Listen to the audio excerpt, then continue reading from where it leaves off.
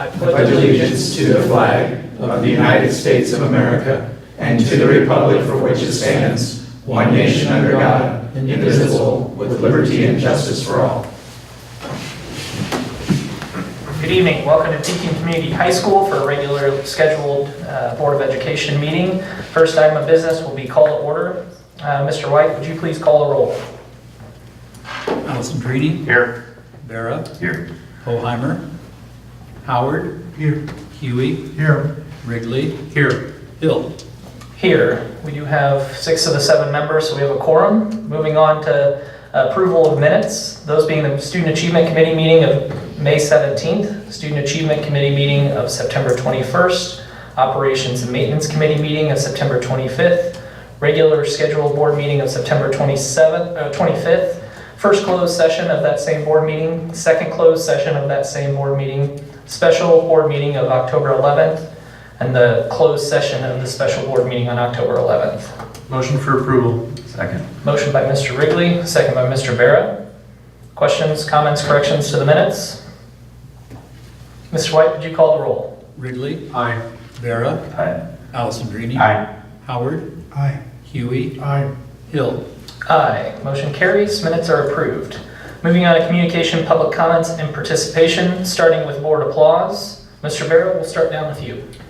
I lost my example to show, but I want to congratulate the school administration and teachers for furthering the branding of the school, social media.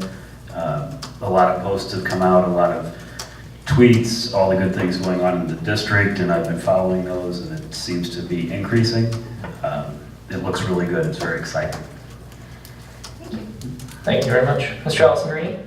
Congratulations to our girls cross-country team that competed at regionals this past weekend, and they advanced as a team to sectionals. And the boys team, they placed 7th, so they did not advance as a team, only the top 6. But Colton Dunkelbarger was 4th at the regionals and advances, and Brody Blackwell was 21st. And he also advances to sectionals and individuals. Thank you very much. Mr. Wrigley. Congratulations to the PCHS boys golf team for winning the regional, taking 2nd place at the sectional, and advancing to state. Disappointing finish at state, but first time back since 2012, I believe, is the year. And so congratulations to Coach McGinnis and the group of guys there. Thank you very much. Mr. Beauty. My applause also goes to the administration for the success of the first couple of tours of the building and the feedback that accompanied that. I think that's the start of something that's going to prove to be very valuable in promoting the school and people being aware of all the things we accomplish here. Thank you very much. Mr. Howard. I'd like to direct my board applause at the 2017 edition of the Pekinian Yearbook, which came out last month. It was entitled Illuminate. I think it's a magnificently done yearbook. Couldn't have been done without the lady who's videotaping us right now, Mrs. Allison Smith, and her 10 student editors, right? I was amazed when I was thumbing through it that there were that many editors, but then when I thought about the number of pages in the book and all the things they got done, it only makes perfect sense. And one of the things that I particularly enjoy, Mrs. Smith, is your never-ending barrage of emails trying to get people to show up and get their picture taken. I find your creativity amusing and entertaining. Good job. Thank you very much. Thank you, Mr. Howard. And my board applause, I just want to echo what Mr. Huey said. The school tours that have started off, I think that's a great way to showcase the great things that are happening here in the school every day. In fact, I was just ran into a community member a few hours ago that said that he had said, although he was very impressed with the school and was very proud to live in this community, he never could have guessed the number of opportunities that we had here. So thank you very much for doing that, and hopefully we'll see those continue to happen and more people coming through the school. Anyone else for board applause? All right, moving on to student council report. Katie.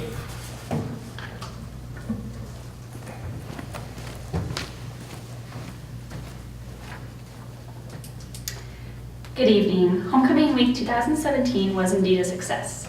The outer space theme was well incorporated into the entire week, including the dress-up days, the class games, the parade, and the dance. This year's goal of increasing participation was definitely reached. We had a total of 46 entries in the parade and had over 1,100 students attend the dance. As for events coming up, we are beginning to plan the canned food drive. We will begin collecting canned goods from class advisories periods starting November 1st. We deliver the canned food items to 100 families in need, 50 of whom are from our school as we work with the outreach committee to identify families in need.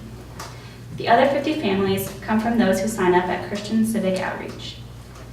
Not only will we deliver the collected canned goods, but Student Council will also purchase turkeys, milk, and rolls for each family.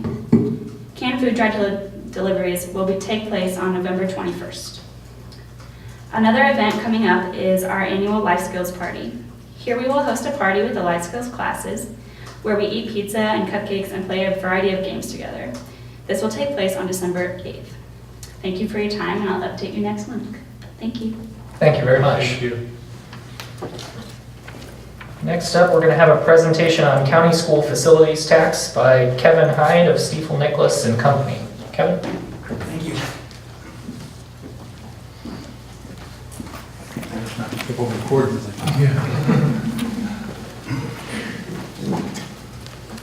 Good evening, and thank you for inviting me to be here this evening. I think you all have printed handouts, but if we like, I guess we can go through this as well. On the screen, if I can do this right, the down arrow. No, that one. Page down. Okay, there we go. All right. So just to give you kind of an update here, what we're going to talk about is this is a non-traditional way for funding schools in Illinois. It has been in Iowa for a number of years now, since, I don't remember exactly the year, 1990 something. And again, here in Illinois, it's been around since 2007, so we're coming up on a 10-year anniversary of the bill now. Basically, it allows for a sales tax to be placed on goods, and we'll talk about which goods in quarter-cent increments up to 1% of the total price. And this is not working at all with my readers trying to read that. The law was amended in August of 2011.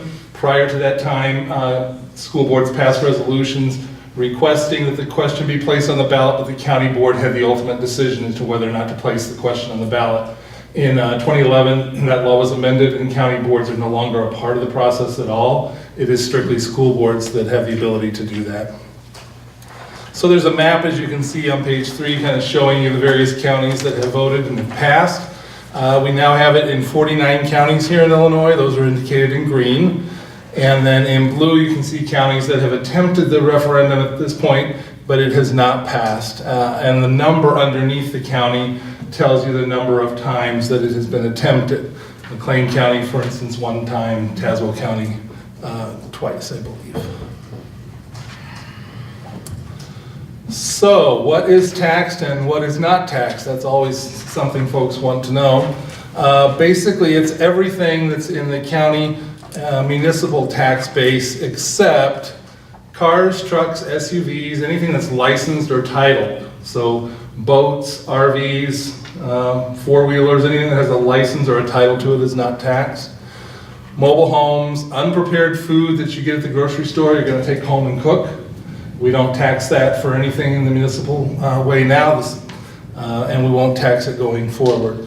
If you buy an already cooked rotisserie chicken, then that's probably going to be taxed. Okay, but if you buy the whole chicken to take home and cook, not. Drugs, including over-the-counter medicines, vitamins, all that is not taxed. Farm equipment and parts are not taxed, so tractors, combines, pieces of equipment to repair them are not taxed. Most farm inputs are not going to be taxed. Things that will be taxed is things that they pay taxes on now, like diesel fuel. Okay, they pay sales tax on diesel fuel, they pay this tax on that as well. But not fertilizer, seed. But not fertilizer and seed corn, the things that they're not paying taxes on now. Okay. Services are not taxed, and so basically anything that's not taxed now won't be taxed. Okay, if you're not paying a tax on it now, it won't be taxed under this particular source of revenue. So how can we use the revenue? What are things that we can do with it? Well, obviously new facilities, everybody can assume that, but even additions and renovations, alterations, any improvements that you need to make to the building, whether they be life safety or not. Some things that you might want to do to your building wouldn't be life safety, but if it's a building addition, improvement, something that's hard and durable, a part of that building, it's eligible, okay? Movable things, movable equipment is not eligible. So, for instance, a good example I would give you is if you had a Promethean board on a cart that rolled from room to room, smart board, that would probably not be eligible. But one that you're going to mount on the wall and put all the wiring up inside the ceiling, that would be eligible. Okay. Land acquisition, all your architect and engineering fees basically would be covered. Parking, what else? Oh, energy conservation is a big thing. Demolition, roof repairs, all those types of things are going to be covered. Okay. You can also use the money to refinance bonds that were issued for that purpose, and then make the bond payments out of the sales tax. You can use the sales tax to abate taxes that are levied for bonds that you may have already issued that are outstanding for those purposes, okay? If you have working cash fund bonds that you issued to fund operations, no. But if you have life safety bonds, building bonds, anything that was done for the facilities, you could abate the taxes with that. Things that you can't use it for, instructional costs. No instructional costs, okay? Textbooks, buses, rolling stock, can't use it for that either, okay? Computers, I don't know a way to bolt them to the desk that they're going to be permanent, so I don't think that's probably going to work. However, the infrastructure you place in your building to run your computers, things like servers and routers and hubs that are all part of the internet connection that might be necessary that are more permanent to the building, probably. Again, operating costs, no, none of that. You can't use it for light or heat or anything that's a building operational cost. And salaries and overhead definitely are out. Okay. So again, this is strictly for school facilities. So again, you can use it in a number of different ways or a combination of different ways. Some districts have been basically just taking the money, building it up, doing pay-as-you-go projects. Okay? When we accumulate enough money to put a roof on, we'll put a roof on. That type of thing. You can issue bonds that are secured by this.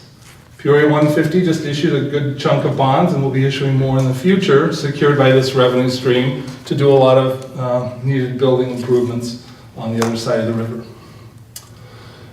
You can retire existing debt, as I said earlier, that was issued for these types of purposes.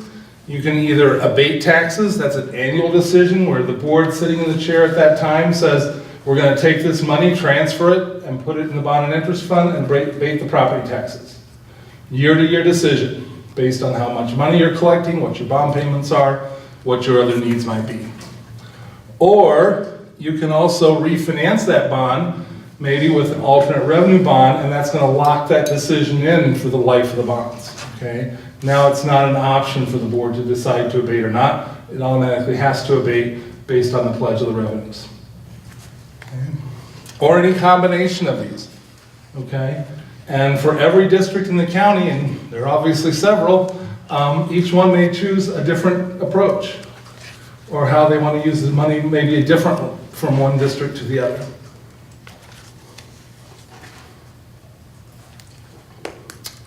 So how do we feel like this is a way to help property tax burden here in Illinois?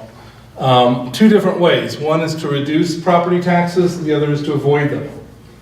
Reduction is basically when the district takes that money that they're getting and actually pays down their bonded debt, abates the taxes each year or refinances it, and basically lowers their property tax burden on the community.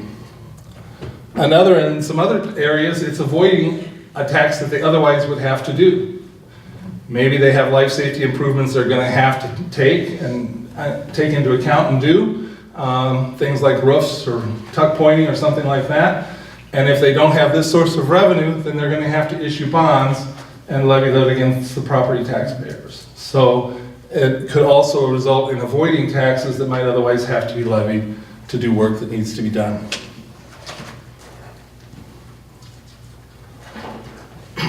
These revenues are completely outside of tax caps and PTEL. They don't impact your ability to levy under tax caps or collect money under tax caps. And alternate revenue bonds and debt certificates that are backed solely by the sales tax revenues don't count against your debt service extension base. I know you're under PTEL here, and I know we've issued bonds in the past, and you've got that debt service base that limits how many dollars per year you can levy to pay those bonds back. Alternate bonds, bonds that are payable strictly from the sales tax, are outside of that.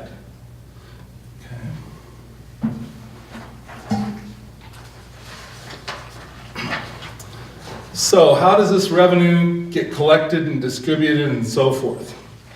Well, the revenue is distributed on a per pupil basis. It's basically the revenue follows the student, we like to say. So always keep in mind that that revenue is going to follow the student. For today's purposes, I have a chart here a little bit. We're actually estimating enrollment percentage of students that lie in the county based on assessed valuation. Because as of this point in time, you're not under the sales tax, so you don't file a report with the regional office of the state board saying how many students lie in your county. Now, I know you're 100% in Tazewell County, so 100% of your students are obviously living in the county. But that's not true for every district in the county. So we're using EAV as kind of a placeholder, if you will, for that at this point in time. Okay. So again, each year in the fall, the district certified to the regional office what their total number of students living in the county are. The regional office then takes that number of students and calculates a total, and from that total then, they add it up and say, okay, your percentages this year will be 26%, whatever the number is. And so you're going to receive 26% of the sales tax collections for the next year. And then after that, each year it's recalculated. Okay? So I tell people to think of this revenue as a pie. Okay? One year it might be a 9-inch pie. In a better economic year, it might be a 10-inch pie. That pot will get bigger or smaller with economic changes. Your slice of the pie, how big a piece you get, is going to change year to year too, based on how your enrollment compares to the total enrollment in the county. Does that make sense? All right, so I'm going to turn to page 10 and get my cheaters back on so I can read that little tiny chart. On page 10, there is a chart here basically for Tazewell County showing an estimate of the revenues that might be received. And I just lost everything, sorry about that. Basically, we have a very good proxy for this tax in Tazewell County because you have what's called a county tax for public safety or public safety sales tax. If you look at that box in the lower right-hand corner there, that shows you how much has been collected under the county public safety tax for the past several years. That tax is on the exact same base of goods that your tax, the school sales tax is, okay? So it's a really good proxy. That tax is 0.5% here in this county. It can be, again, different percentages based on what the county votes for. So in 2016, basically that tax generated about $6.8 million if we round it, okay, at 0.5%. If you take it to the full percent and then you deduct the 2% that the Department of Revenue keeps, the Department of Revenue keeps 2% of all sales taxes. That's kind of how we fund the Department of Revenue here. Just recently, the state has also started taking it from municipalities. In the past, they kind of were forgoing that, but now they've decided, no, cities and villages have to cough up 2% too, and you've probably heard a lot of them complaining about that, which obviously is a hit on their budget. But the net number then would be about $13.3 million that would be collected. So if you try to find Pekin High School there, it's about in the middle in the yellow. And again, based on your number of students and based on that sales tax rate, if it stayed the same, we would estimate that you would generate about $1.2 million a year in sales tax at the 1% figure. Okay? Again, that will vary year to year, changes with our economy, changes with the nature of sales, etc. And just kind of to give you a rough idea, we throw this calculation in here that if you were to issue alternate revenue bonds at 4.5%, and again, you have to have 125% coverage, which means we can only pledge 80% of that 1.2 million towards debt service, so using 80% towards debt service, you could generate about $12.6 million in bonds, just so you have an idea. Also, looking at where your bonds are right now and the amount that you're levying now, if you used it all to abate those bonds, you'd have about a 19-cent tax rate reduction. And again, you can do combinations of those two. Some tax reduction, some new money, some just pay as you go. Any questions on that table? It's a lot of information in very tiny type. All right. We'll skip page 11 because that's the same information for Tazewell County. And I'm using this same presentation Thursday night. So if you come Thursday night to the divisional dinner meeting, you're going to hear it again, but I'm going to go much faster. Okay? So I'm only allowed about 10 to 15 minutes. Okay, so how do we get this question on the ballot if that's something you want to do? Basically, boards of education have to pass a resolution requesting that that be placed on the ballot. And once a board or a combination of boards that represent 50% of the students in the county adopt that question and give it to the regional superintendent, then the question would be placed on the ballot at whatever the next regularly scheduled election is.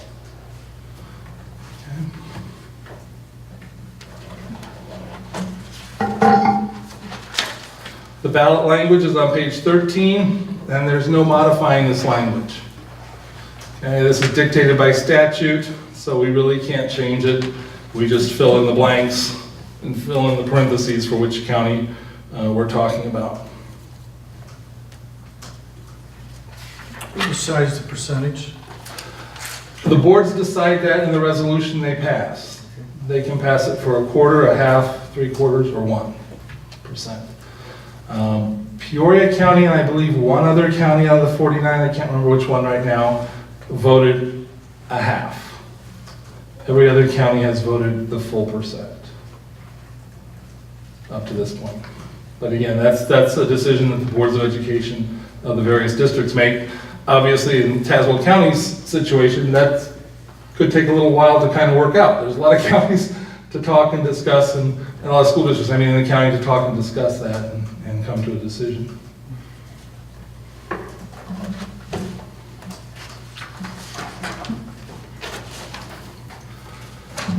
So it's a simple majority of the voters passing at that election, simple majority passes it. After the vote, then the tax does get imposed. There's some steps that have to go through. We'll talk about timing for that. The ordinance and the election results are filed with the county clerk and certified by the county clerk, and filed with the Department of Revenue. Money comes in every month. Okay, it's about a 3-month to 4-month delay from the time it's first collected at the cash register until you see it. But then it comes in every single month. The money follows the student. The money is not subject to state appropriation. Okay? This is called what's called a continuing appropriation or an automatic thing. It goes automatically from the Department of Revenue, certifies to the comptroller. The comptroller has 10 days to cut the check. And again, that's spelled out on the next slide. Basically, the money is collected at the cash register, goes to the Department of Revenue. They keep 2%. They send it to the Regional Office of Education, who technically can wait 30 days before they send it on to you. And then the money does follow the student. Okay. Now, I know there's some districts that have territory and maybe students in Tazewell County that don't even have a building in Tazewell County per se, perhaps. Olympia comes to mind. I'm not even sure they have a building in Tazewell County, but they would still get money based on the number of students that are living in Tazewell County.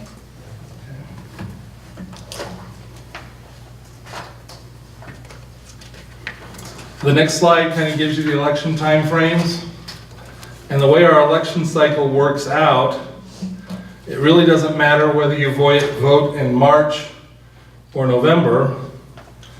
It's always going to be the following July when the tax starts. Okay? If you vote in the spring election, it'll usually be able to start collected the following July. You vote in November, it's the following July. Okay? We only change sales taxes 2 times here in Illinois. We don't want to drive retailers nuts changing sales taxes all the time. So we change them July 1st and January 1st. And there's no way to get the November election certified in time to change it for July. That doesn't give anybody enough time. So it's always going to be, January, it's always going to be July. So again, you can see the deadlines to pass the resolution for March are this January 2nd. And for the November election, it's August 20th. The election dates are there. And then again, the money starts coming in, usually about the end of October, 1st of November, from the time it starts to be collected.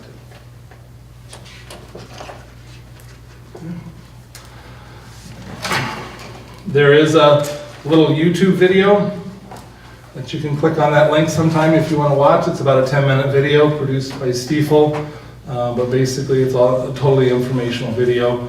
And I know sometimes folks have used that to share with community groups to kind of explain the tax and how it works and see what's happening. Thank you very much. Do you know, maybe this will be a question for you, how many schools in Tazewell County have passed a resolution so far, and what percentage they've passed it at? I don't believe that anybody has taken it in front of their board at this point to pass a resolution. I think the conversation started, we had a meeting with the ROE, all the superintendents of Tazewell County. ROE met with Kevin, was that? August, I believe. End of August. Yeah. To start the discussion, and obviously this has come up in prior years, but has come up again by a group of superintendents wondering if this would be a good time to start this conversation, knowing obviously the time frame as to if we would want to potentially put it on March's ballot or on November's ballot. There'd be a lot of work to do. So right now we're in a discussion phase. The primary, I guess, discussion right now is there enough collateral amongst the school districts to even go before boards to ask boards to pass a resolution? So the reason that I asked Kevin here is because I think he does a very succinct job in terms of explaining what it's about. Some of us haven't been through that process before. But obviously being Pekin High School District and the size of our district, I think all the other districts in our, and school districts in our area look to Bill Link, myself, Morton, East Peoria. And the conversation is, are your boards behind it? Because if our boards aren't behind that, then there's probably not a reason to go before their boards to ask for a resolution to put it on the ballot, because they're not gonna get 50% of the students represented, and it's not gonna pass to even get on the ballot. So we're really in a discussion right now, and I think actually we have a meeting with the ROE again Thursday to re-poll and see where everybody is, to even see if we want to, number one, go back before boards, and number two, when we would do that. Do we want to push for a March? Do we want to push for a November? Or are we not going to do it at all? It is one of the only revenue streams that superintendents feel like maybe we can tap into that doesn't isn't dictated by the state, and so it's enticing. Obviously, the amount of money potentially that we gain to potentially gain is enticing. But we have a lot of schools in our districts and in our county that don't look like ours, and have a lot of repairs that need to be done, and not repairs that are covered by health, life, safety, and don't have collateral to get that done. So That's why the conversation probably needs to continue amongst us, so I kind of know where we stand, moving into that meeting, but why, Kevin agreed to come tonight to make sure everybody had the facts and had questions answered. Kevin, a couple questions. Yes, sir. Several times you said that the money follows the student. Mm-hmm. I mean, is that done on an annual basis, on a monthly basis? I mean, It's done on an annual basis, Mr. Alessandrini. Every October, the superintendents have to certify to the regional office how many students they have living in the county. The regional office aggregates that, then they take the ratio of students in the district to students in the county. That ratio then becomes your share of the pie for the following calendar year. And it stays that way for a year, and then it's recalculated every year.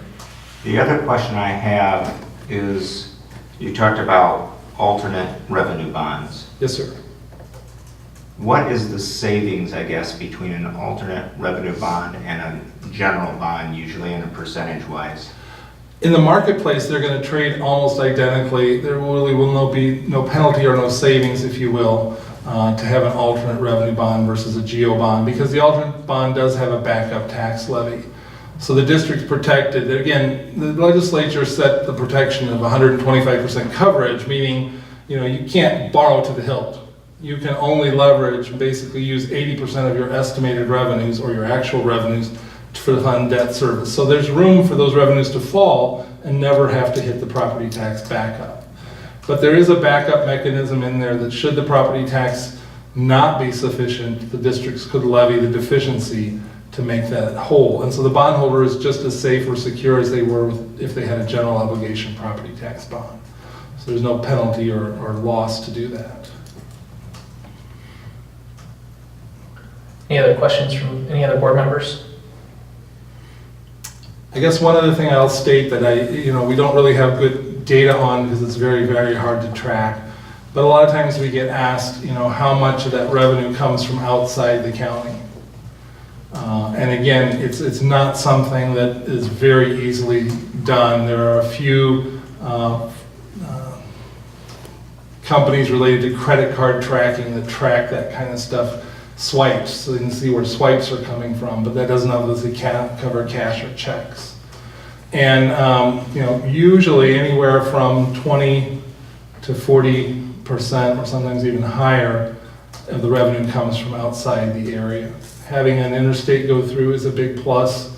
A lot of the revenue does come from fuel sales, and so sales that are done for fuel do generate a good deal of revenue as well. Have you seen, in really no particular county, but the variance of local sales tax?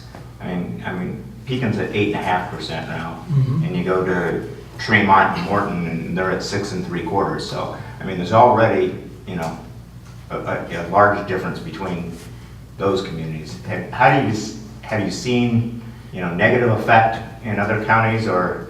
We've not seen any negative effect from other counties. There has been some research, some literature that's been published over the years about shopping behavior and sales tax.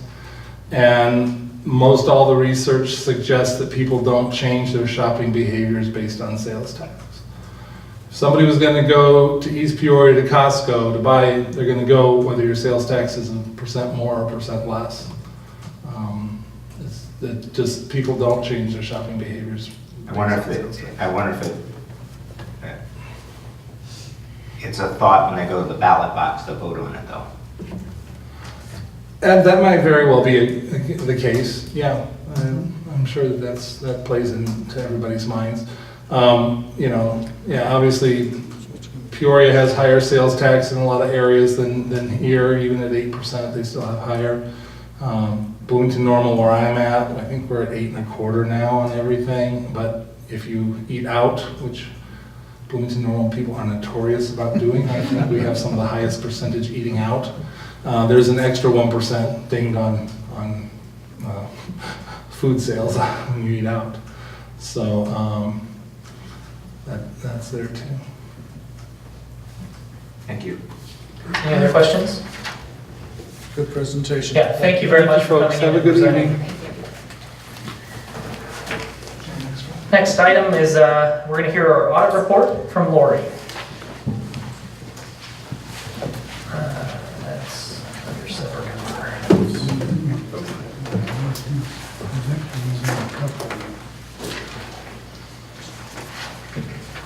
everyone has the audit report in front of you. Sorry. That was a good presentation. I really enjoyed hearing that. I have a couple districts that, or a district that has implemented it. And so this is really interesting to hear this presentation and see how that's all playing out on the front end, because I've seen it on the back end. In front of you, you have our supplementary audit report. And if I were to bring the audit reports that we actually issue with all the financial statements, this is one of them that's not bound, this is the other one. I think they're available to you electronically. I didn't really think you wanted to go through all of that, so we're just going to cover the supplemental information, and I'll talk a little bit about the audit, and if you have any questions, please feel free to ask me. The first thing I want to do is say thank you for having us as your auditor again this year. This is our second year to perform the district audit.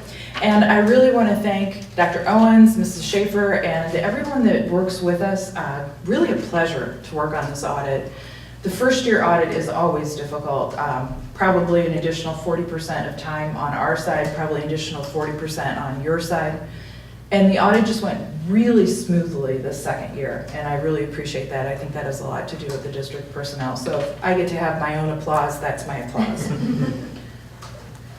All public schools in the state of Illinois are required to have an annual audit, and that annual audit must be performed in accordance with generally accepted accounting standards, and it must be performed also in accordance with governmental auditing standards. And as part of doing that, we plan and perform the audit to consider your internal control structure. Now, the audit is not designed to say, oh, your internal control is perfect.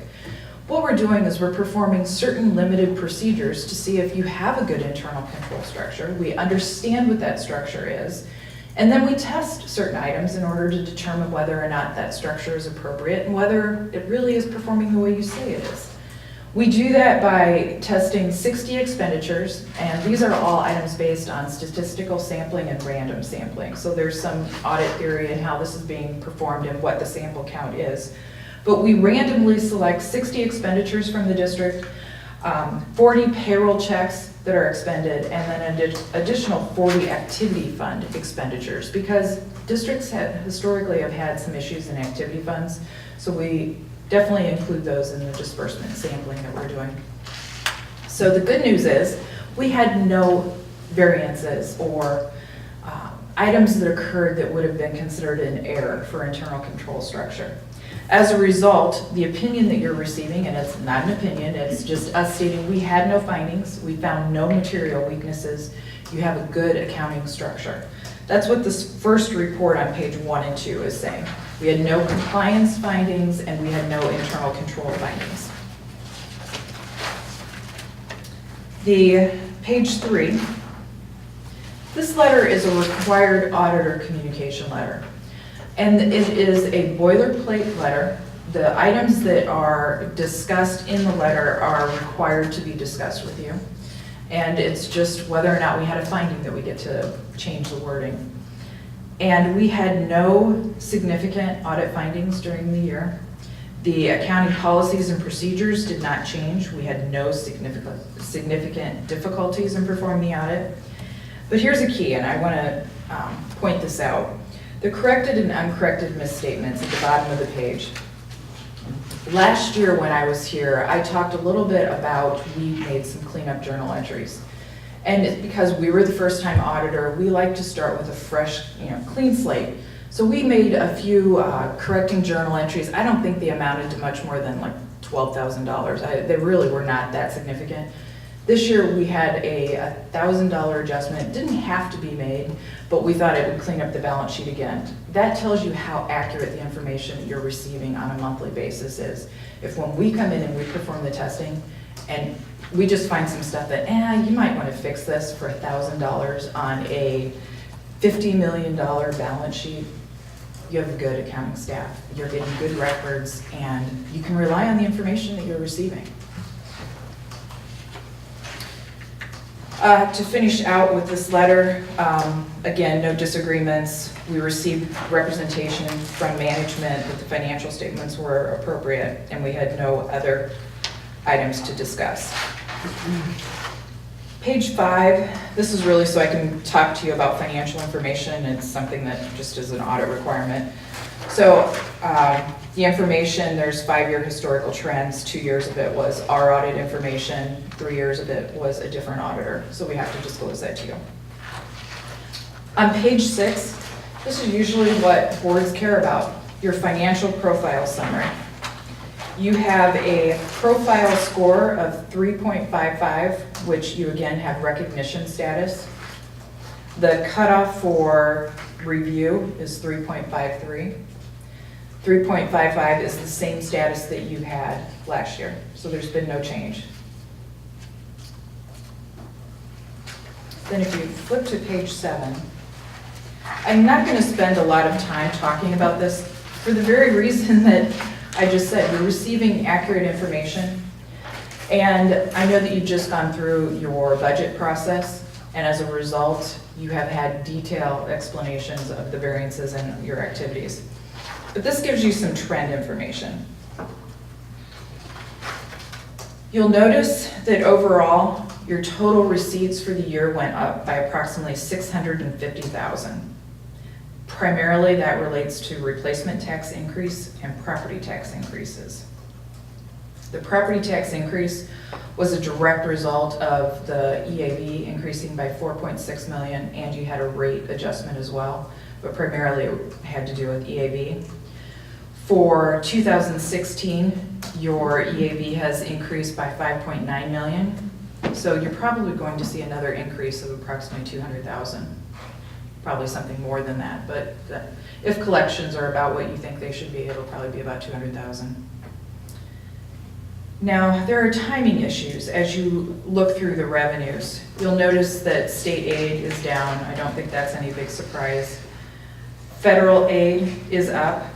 Title I, you received additional monies that probably should have been received because this is cash basis. It probably should have been received in fiscal year ended 16. It ended up coming in fiscal year ended 17. However, transportation looks unusually low. And that's because last year the state owed you one payment that they were late on. This year, there were 2 payments late for both regular transportation and special education. That roughly was approximately $135,000. So at the end of the year, they owed you $135,000 more than they owed you a year ago. Then on the expenditure side, the significant item to consider is that capital outlay. There was a significant increase in capital outlay. And if you look at the excess of receipts over or under disbursements, it looks like you had a really bad year. But if you look at the trend, in 2014 and 15, you issued bonds. And you issued those bonds directly towards improvements. You're seeing that now you've expended that money. Interestingly enough, majority of these expenditures were for HVAC.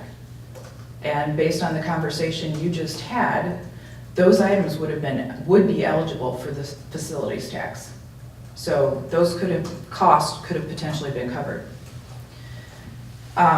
While he was talking, hopefully it didn't appear rude, I looked at your outstanding debt, and your outstanding debt towards the bottom of the page, the third item from the bottom, you still have $11.3 million in bonds payable. Of that 11.3, 8.4 is life safety bonds. So if you chose to repay, and I'm not being political, I don't have an opinion on whether you choose to do this. I just want to know tell you what the options would be. If you chose to restructure that debt or repay, you could abate that tax. So you already have levies for repayment of the 8.4. You could use potentially facility tax to pay that and abate that. Assuming it passed.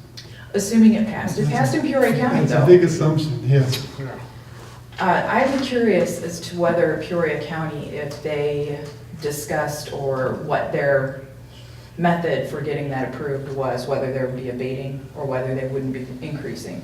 Because you're seeing that districts are having a hard time with what's happening with the state funding, that it has to come from somewhere, and you don't want to increase property taxes continually. This is an alternative.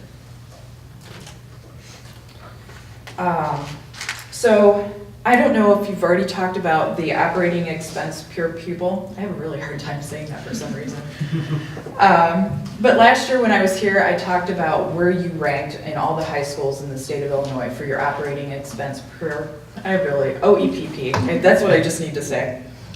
So I pulled up the 2016 chart. That's the most recent chart. There are 96 high school districts in the state of Illinois. You want to be the lowest, or you want to have the highest number, because that means you have the lowest operating expense per pupil.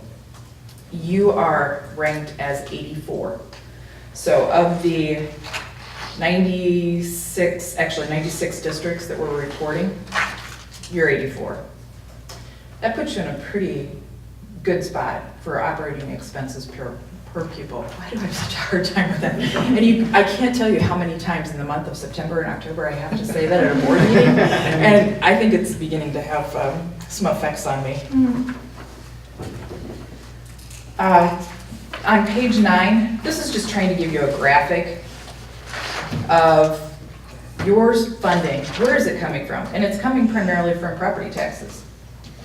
So if you get an alternative revenue source and you don't have to increase that percentage, I think the taxpayers are going to like that. But then the next page, again, a graphic on how are you spending your money. Regular programs, 7.6 million. Other instruction, 3.7. That would be special ed type services. And then we have the facility cost and the fire prevention and safety of 6 million. Those were those major capital outlay this past year. So again, I didn't want to spend a ton of time on the numbers. What I want you to take away from my presentation, you're getting good information from the district internally. So you can rely on that. We had no findings over the items that you have, over any of the testing that we performed. And your internal control structure is designed to prevent material misstatements of your financial statements. So I guess that's an A in terms of schools. Anybody have any questions? Thank you very much for coming in and presenting. We appreciate you being here. Thank you. Especially the audit light edition. Yeah. I don't like to go through all that detail either. Amen. Thank you.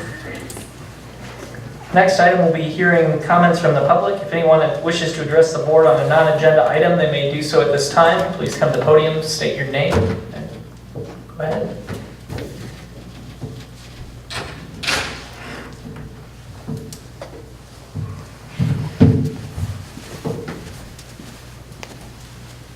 Evan Wooding, Tazewell County resident, and I have 2 children who attend the school. So first off, I should have mentioned this before, but I thank the board and the school district for the opportunities you provide.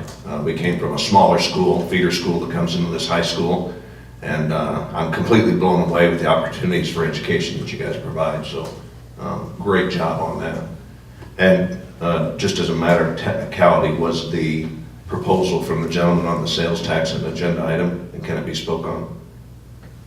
It was not an agenda item, so you're... Okay, very good. Well, I highly encourage you to explore that as an option of funding. We were instrumental with a team of volunteers in Peoria County side helping that referendum get passed, and we'd like to offer those same services as well. I'm the business manager of the Steam Fitters Local, and the West Central Building Trades was very active internally with our membership that we have across the county to promote that referendum.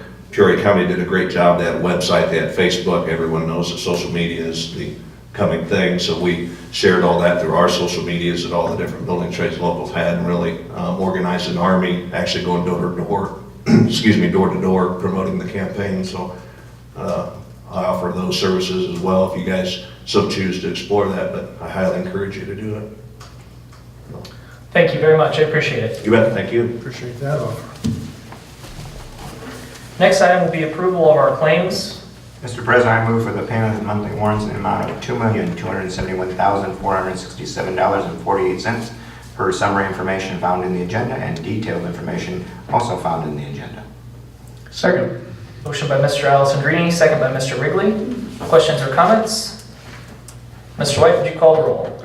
Allison Greenie, Aye. Ridley, Aye. Vera, Aye. Howard, Aye. Huey, Aye. Hill. Aye, motion carries. Next item of business will be a request for closed session regarding the appointment, employment, compensation, discipline, performance, or dismissal of a specific employee of the public body or legal counsel for the public body, including hearing testimony on a complaint lodged against an employee of the public body or against legal counsel for the public body to determine its validity, and litigation when an action against, affecting, on, or behalf of the particular public body has been filed and is pending before a court or administrative tribunal, or when the public body finds that an action is probable or imminent, in which case the basis for the finding shall be recorded and entered into the minutes for the closed meeting. We have a motion to that effect. So moved. Motion by Mr. Vera, second by Mr. Huey. Questions or comments? Mr. White, would you call the roll? Vera, Aye. Huey, Aye. Allison Greenie, Aye. Howard, Aye. Ridley, Aye. Hill. Aye, motion carries. We'll be back from closed session shortly. Back from closed session. First and only agenda item today will be approval of the consent agenda. Is there any item a board member wishes to have pulled from the consent agenda? Hearing none, I'd be seeking a motion to approve the consent agenda as presented. So moved. Second.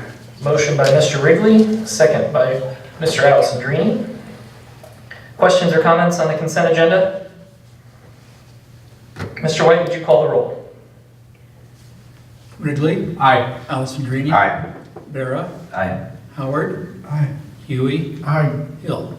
Aye. Motion carries. Consent agenda item is approved. I'd like to make a special note thanking everyone that made donations this month. Those donations are recognized on page 289 of the board packet. Next item on the agenda are reports, starting with the resignation report. Ms. Hohenheimer is not here today, so I'll be reading the resignations. Resignation of Aaron Seeley as the head coach for the girls swim program, effective at the end of the current season, and as head coach for the boys swim program, effective October 12th, 2017. Rhonda Creason, assistant attendance clerk, effective October 25th, 2017, and Nicole Weber, teacher for the English department, effective at the end of the first semester of the 2017-2018 school year. That is all for resignation reports. Policy committee report, Mr. Wrigley. The policy committee met this evening, the superintendent's office. We reviewed closed session notes from the previous year. In addition, we read and reviewed a press packet, as well as addressed a couple existing policies that were not included in the press packet. One, for a matter of information, would be 8.25, which is advertising and distributing materials in schools provided by non-school related entities. In particular, discussions about community sponsorships in relation to the Booster Club. It is the policy committee's position at this point that that is best addressed through administrative procedure. And so the administration is working on some new and updated procedures regarding the 8.25 that policy committee will also be reviewing in the future. So if you have any questions, you can see Dr. Owens or myself on that issue. Thank you, Mr. Wrigley. Operation and Maintenance Committee, Mr. Alessandrini. We did not meet. All right, LMRC, Dr. Owens. That did not meet either. Student Achievement Committee. We did meet last Wednesday. We continued our conversation around grading practices at Pekin High.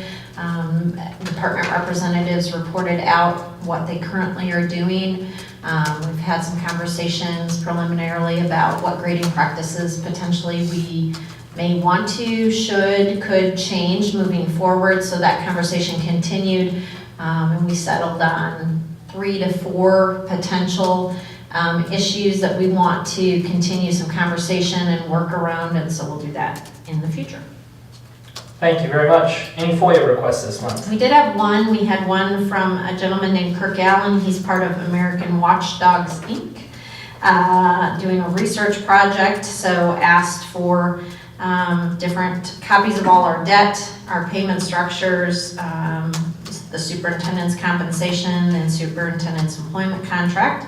and different minutes for that when that was approved, so all of that material was sent his way. Okay, thank you very much. And superintendent's report. So I just wanted to share really quickly with you some information.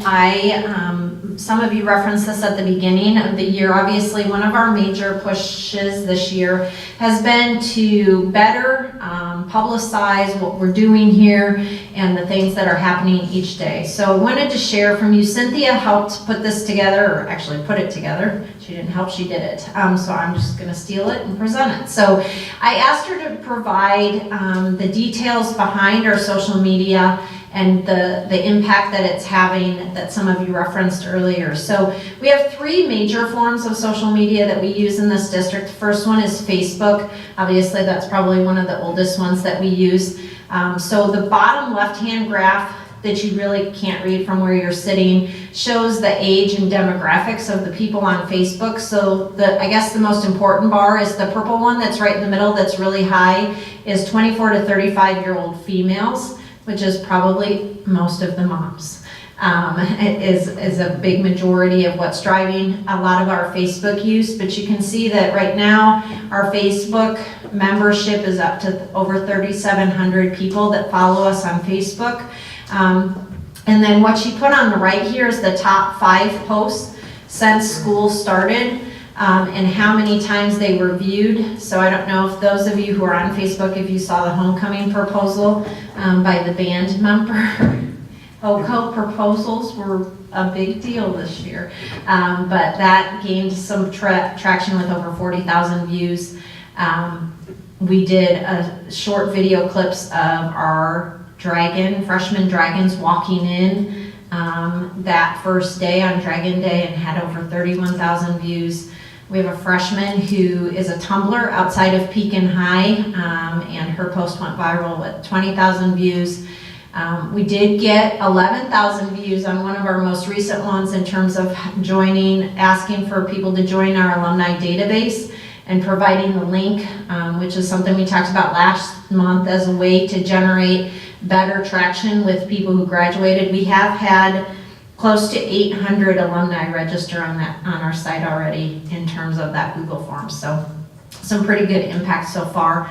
And then we have a bird's eye view of homecoming. We have a student here with his own drone who has come to the events and done some video footage and posted some of his work on his Twitter page, and then we've actually retweeted and reposted some of his work that's been popular. So that's our Facebook account. We also have Twitter. There are, again, with the new app and website that we have, some of our staff has been trained on a platform called ThrillShare. So any staff member in the building who knows and has access to ThrillShare can tweet or post anything from their classroom or anywhere they're at, and with a push of a button, it can go out to Twitter, Facebook, and what's Instagram. Instagram. No. Twitter, Facebook. Yeah, and Instagram, and then the live feed on our webpage. All of those, just so you know, anything that a teacher puts through ThrillShare goes to Cynthia first. So there's always a check, not that we don't trust people, but we also have students who have access to do that using their Twitter account, and we obviously want to try to have some control. So you can see, again, it's hard to tell where our peaks are, but in terms of Twitter usage, we have over 1,100 followers. This tends to be the mode of choice for a lot of our high school students in terms of Twitter and tweeting, using hashtags. So we've continued to try to put out that if you put anything positive or anything on Twitter that has to do with Pekin High, use the hashtag Dragon Pride, and that way you can search by that hashtag and things. There are other schools that have hashtag Dragon Pride, so when you search by that, you can get some other high schools. But then down along the bottom, and I'll send this to all of you after this, but it talks about our 4 most popular tweets. And then this is Instagram. I'm not gonna claim to be an expert on Instagram. However, if my 15-year-old were here, 14-year-old, she would be able to tell you all about Instagram. However, it's surprisingly enough, we actually only have 237 followers on Instagram. But Cynthia will do things like before the night of the dance, she'll say, make sure you post some of your pictures on Instagram if you're a Pekin High student. And she used to have trouble getting people to buy in to post pictures, and this year she said overwhelmingly she was getting people to do that. So what you see are the top 3 posts so far on Instagram. The one on the left, it's hard to tell, but it's the night from if you were on Facebook, it was also the night of the shot that's in our cafeteria of the 1,100 kids that are in our cafeteria for the dance. So that was very popular. The second one is Homecoming Court, and then the Volley for the Cure. Those are our top 3 Instagram posts so far. So I think that, and you guys referenced this as well, obviously this has been a major push for us, so we continue to help get out the word and advocate for our teachers to continue to push out things that they're doing in their classrooms.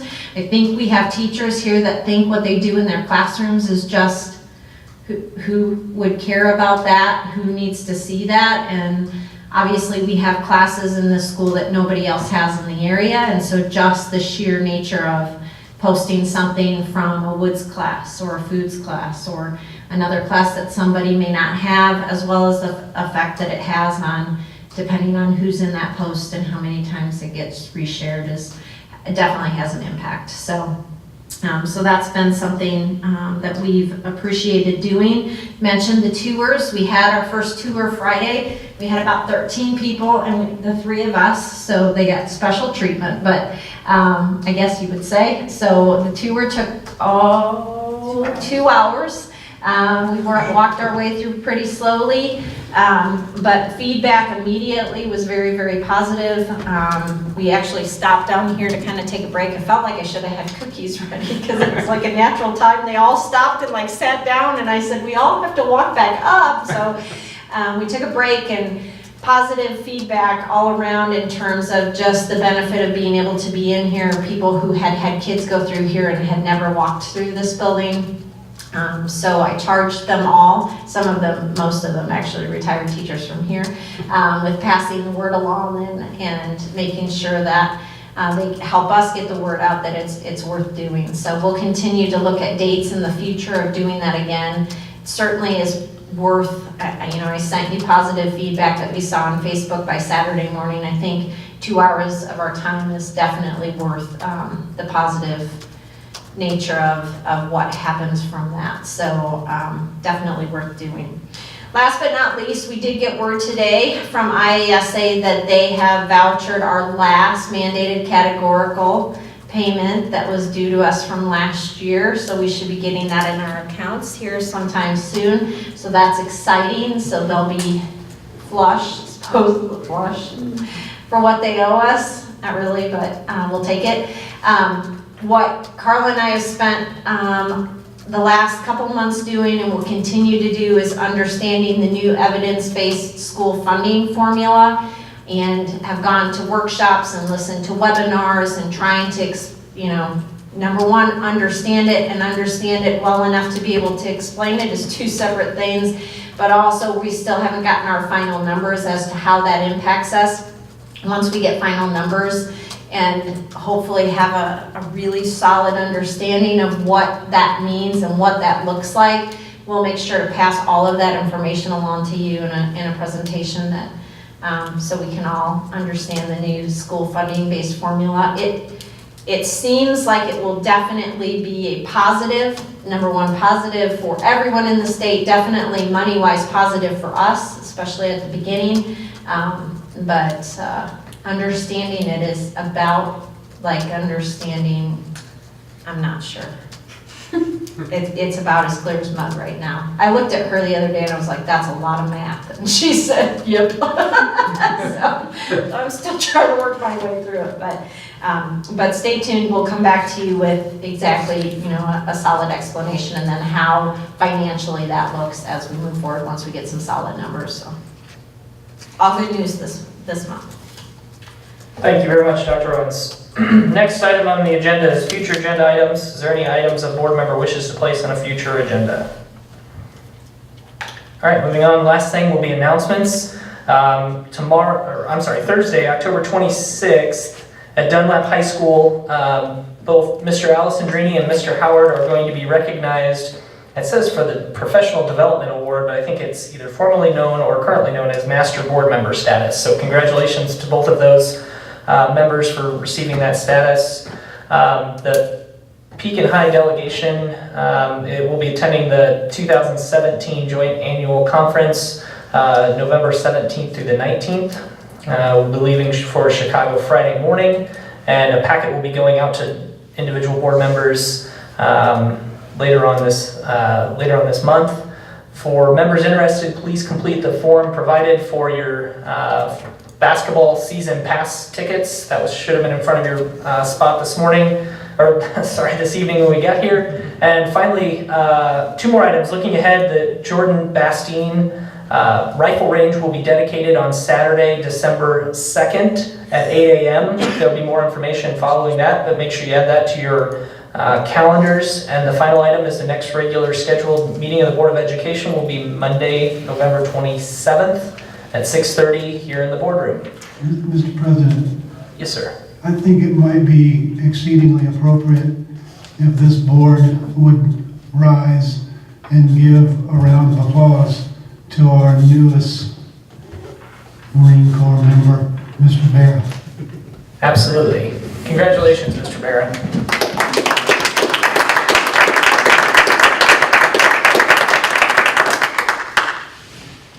Thank you. Thank you, Mr. Howard. I know of no further action items coming before the board, so we stand adjourned.